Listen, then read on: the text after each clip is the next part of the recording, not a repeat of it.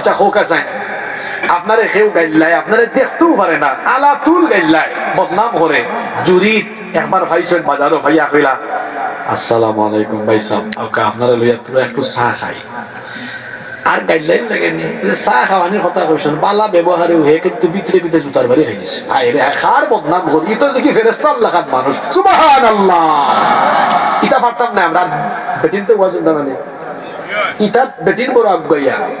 বেটিন তো যদি খালি এক কথা কইলা হয় তুমি অনুভব চাই আমি তাইরে আরো কষ্টমা শুনাইয়া ঠিক আছে নে কথা মন্দর জবাব আমরা মন্দ দিয়ে দিতাম না মন্দর জবাব কিতা দিব জোরে হোক পারবো নি আমরা পারবো ইনশাল্লাহ এই গুণটা যদি আমরা অর্জন করতাম পারি দেখবেন আমরা এলাকা আপনার সমাজ অনেক সুন্দর হয়ে যাব ইনশাআল্লাহ গালি দিছে লাগে কি তৈল উফরে দি থুতু মারলে হার উপরে পড়ে নিজের উপরে পড়ে হে গালি লইয়া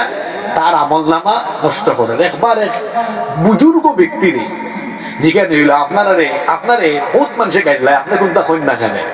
তানেরটা হইলা আমি তারে হইয়া আমি হুদাই বিপদ করতাম মানে হে যে গাইলা তার পাপ খামার হ্যাঁ কিয়ামতের দিন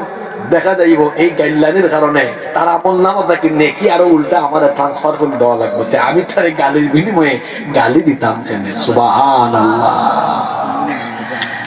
তাহলে আমরা মন্দের জবাবে মন্দ নয় মন্দের জবাব ভালো দিয়ে দিব পারবো তো ইনশাআল্লাহ আপনারা কষ্ট দোয়া করে দিতাম হ্যাঁ মাবুদ আমাদের দেশে হবে সেই ছেলে কবে কথায় না বড় হয়ে কাজে বড় ওয়াজ হইব আমল বেশি হইব ইনশাআল্লাহ